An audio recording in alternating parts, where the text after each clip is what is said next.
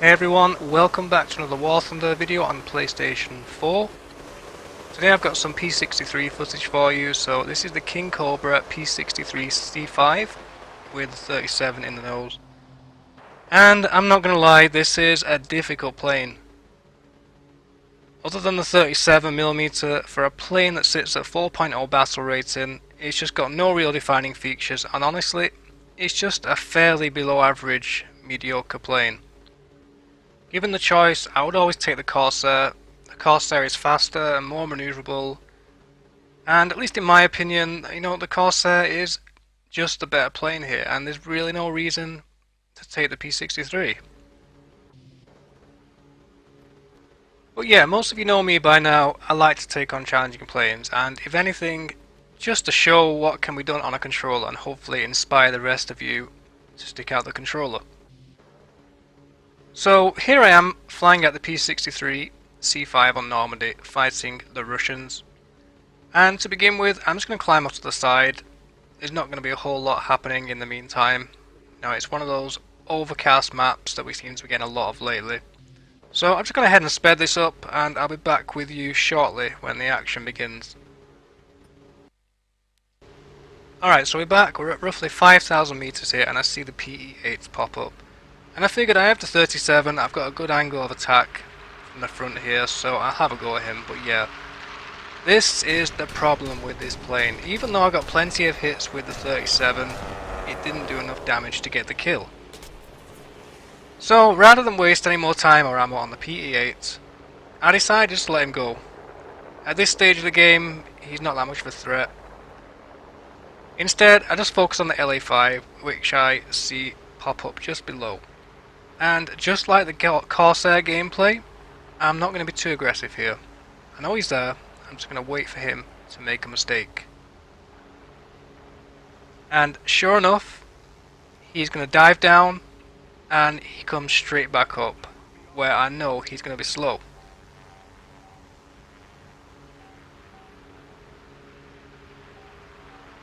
And these are the kind of things you need to be looking out for in American planes. A slow plane is an easy target, an easy kill. As you can see here, I just simply dive on top of him, set him on fire, and I extend away without putting myself in any danger. I gave up no altitude. I've got the speed to get back up there if I need to do. Just a perfect, easy kill. You couldn't ask for more, and that's what you need to be looking out for. So he burns up, and that's the first kill of the game.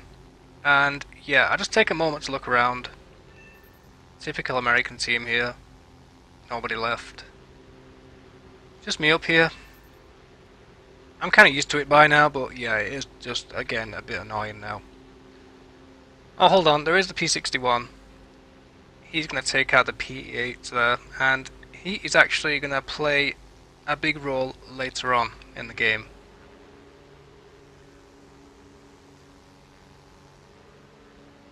So he takes out the PE-8.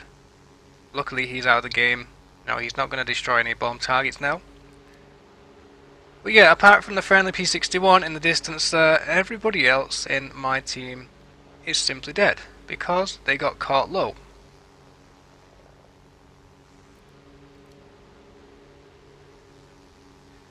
Like I've said before, American planes need altitude, even more so facing Russians, because the vast majority of Russian planes perform their best at low altitude, and in many cases they're just going to be faster than American planes. The P63 is an exception, since technically speaking it's a low altitude fighter and it performs best below 3,000 meters, but even so, you need altitude. The last place you want to be in any fighter really is on the deck, since there is very little you can do down there. You're not going to have the room to maneuver, you've got less options, less defensive positions, and it's just a bad place to be. If someone dives on you, you're just not going to be able to escape them. You can't outrun them, you haven't got the dive speed to pick up your speed. And this is the sole reason why so many American teams lose the game. Anyway, back to the game. I see the P61 is crippled, and with him being the only player left on my team, I decide to cover him while he returns back to base. And he actually turns out to be very helpful later on. He sets me up for a few kills, And honestly, I couldn't have won this game without him. So a big shout out to Synopsis here. Really nice flying and excellent teamwork. But in the meantime, there's not a whole lot happening. I do catch a glimpse of an I-185 in the clouds here. But yeah, I lose sight of him and I end up returning to the base to refuel. Nothing too exciting going on. So I'll bring you back once the fun starts again.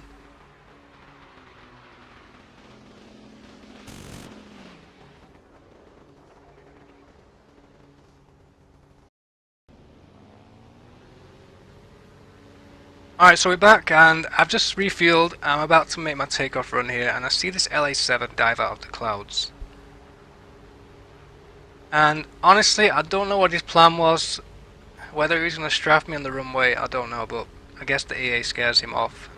Kind of a lucky escape there, because if he had decided to attack me, there would have been literally nothing I could have done. Like I said earlier, on the deck, slow like I was here from just taking off. You know, the P39, the P63 even, sorry. Getting my planes mixed up there. But yeah, the P63 is not a fast accelerator. You know, it's a heavy plane, if anything. And yeah, there was literally nothing I could have done there. So, somewhat of a lucky escape, you could say. So he flies off, I extend away in the opposite direction, and yeah, I'm just going to climb here, gain some altitude, and once we're at a safe distance, we've got a bit of altitude, we're going to turn back in and join the fight. So I just let the P61 pilot know that I'm all good here. You know, I didn't take any damage. He gets back to me and he says he's going to head over here anyway. I guess because I was the last player other than himself, so yeah, like I was trying to cover him earlier, he's trying to do the same for me now.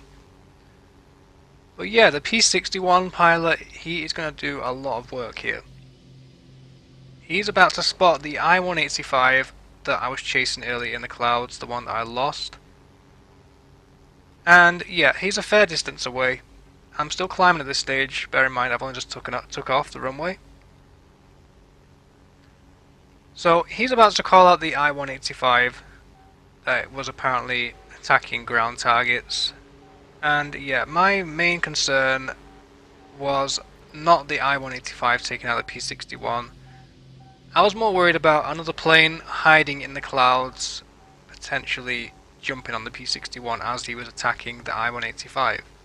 So yeah, I know I've got to get over there quick. You know, it's just a matter of time. We are still outnumbered here. So he's about to call it out and we're just going to dive really hard in his direction, and you're about to see here just how quick the P63 is in a dive.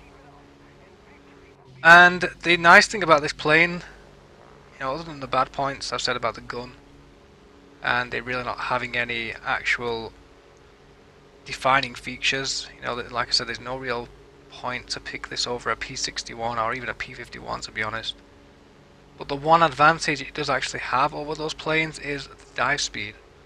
You know, the Corsair, the P51, once they get above 550, the control surfaces, they start to lock up pretty bad. Especially on the P51, the rudder is really bad, it just locks up completely. And if you're doing any kind of speed, it can be really difficult to get guns on in those planes. But yeah, the P63 fortunately does not suffer the same issues. And in a dive, it's just a phenomenal plane. You know, I've actually reached 900 kilometers per hour in this plane without, I want to say with barely any control stiffening, which is just amazing because 900 is jet speed. You know, even the early jets, the ME-262s for instance, they struggle to get to anywhere near 900 to be honest, unless you're diving in them. So for a 4.0 battle rating to be able to reach those speeds, it's pretty insane. So yeah, the P61 calls out the I-185, you can actually see him in the kill feed there, he's taking out vehicles. And I begin to make my descent towards him, I see him pop up, and already we're at 600. And we're gaining speed here, we're only 4 kilometers away. And like I said, I was more concerned about a plane jumping the P61. I know he's got the speed on the I-185. Now he's not really a threat. But yeah, the P61 takes the I-185 straight up into the vertical. That slows the I-185 down. And yeah, he's not going to be able to get out of this one. Now, even though I'm doing nearly 700, I'm still able to get guns on him. And that is just pretty amazing, I've got to say. If that's the only one defining feature of this plane, it's pretty substantial. You know, it may be worth, if you're going to be doing boom and zoom runs like that at high speed, it may possibly be worth taking this over a P51 or a Corsair. Otherwise, yeah, just stick to the Corsair. But yeah, it turns out my early concerns were right. As you can see there was another I-185 hiding in the clouds. So he jumps to P61. He gets a few hits on him just before I managed to take him out. Now I thought I did save him here, but unfortunately the P61 is about to go down. Turns out the P61 lost his tail here, and he's going to wind up crashing. You know, once you've lost your tail in that thing, there's no getting it back.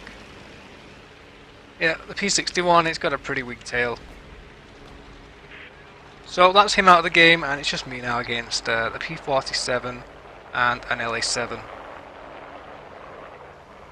And I know roughly where the P47 is here because I've seen him in the kill feed. He's been attacking ground targets. I guess it was all trying to end the game pretty quick here. So I head over to where I know he is. And I know roughly that my plane, especially down here, because the P63 is typically a low altitude fighter. Like I've said, the performance of this plane is best on the deck. Below 3000 and this is an absolute beast. You know, it climbs well, it's got the engine performance down here. And the P47 is primarily a high speed, high altitude fighter, and on the deck it's really just not that good. So I don't really have to worry too much about this. I've got the speed, I've got the energy, and I've definitely got the high on him. You know, worst case scenario, I just dive down and straight back up. But yeah, I don't need to worry too much, so I simply go into yo-yo maneuvers, up and over, slot back on his sticks here, and I was hoping I would kill him a lot quicker than this. But yeah, if there's one thing P47s can do, and that is soak up a lot of damage. So second pass, I get some good hits in. Up and over again. And by this time he is just really slow. The more he does these maneuvers, the less he can do. So the third pass, we get some really good hits in there. Full profile shots of his plane, a couple of 37s as well. And yeah, he's still flying. You know, these P47s, they are certainly built to last. But yeah, the next pass, there's no way he's getting out of this one. So he's slow, and he dies. And that's the fourth kill of the game. And the only other plane left is the LA7. And at this stage, I had no idea where he was. You know, I figured he's probably just taking off from the runway. But yeah, the game's getting near to the end here. The tickets are very close. And I was a bit worried he may go for the ground targets. So I figured, I've got loads of these orders here. You know, I've got literally 10s, even 20s of blind hunts and Avenger orders, and I never use the things. So I figured, what the hell, let's use one of these. So we activate a blind hunt, and that's going to tell us exactly where he is. You know, I consider these orders a bit of a cheat, but I didn't want to lose the game. I mean, come on, I've got a 4-kill game here. So I find out where he is. He is slightly lower than me. And the LA7, I'm not all that familiar with, if I'm being honest. I mean, I've flown the LA5 enough times to know, yeah, they're okay, but they're not that great plane, to be honest. And yeah, okay, I'm flying in this with a bit of the unknown at this stage. You know, I don't know exactly how we're going to face off down here. I know I'm good at low altitude. You know, we're both fairly fast planes at this height. And yeah, I'm just counting on my plane having the edge here. So we're just going to dive down on him. Try and keep our altitude. We've got the speed, the energy and everything. And like I said earlier, I was also worried about him getting to the ground targets, so I need to get him out of the game.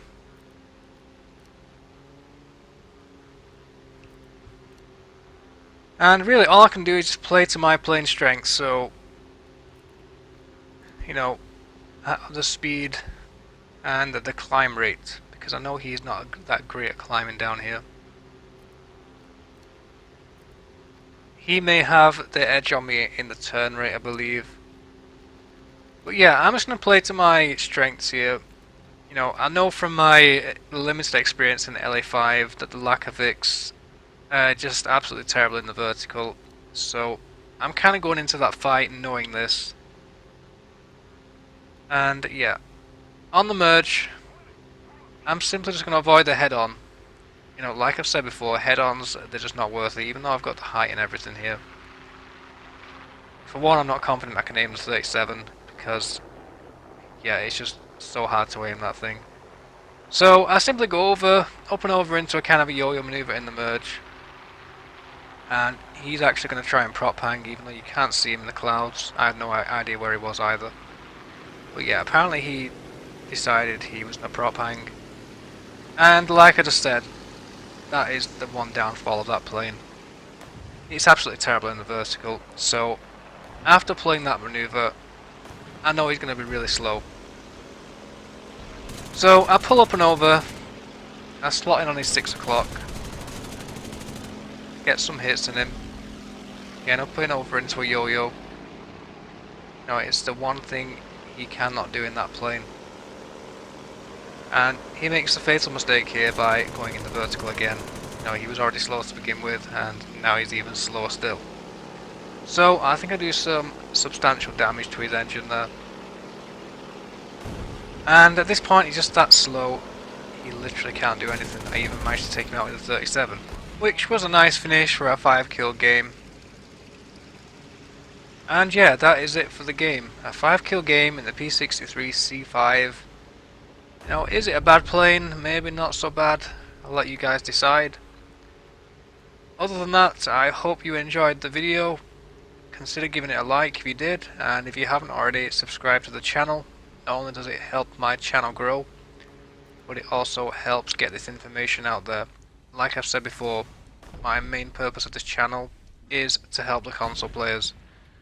You know, this is a great game, and I really want other people on console playing the controller to be able to enjoy it. Now, it's just a shame the developers haven't integrated a decent control scheme for us guys. You know, if not just put mine up there, it would make all the difference. But yeah, for now, if you guys could just like, subscribe, even just watching the video, you know, it helps me a lot, and I really appreciate it. Thanks for watching though, and I'll see you in the next one.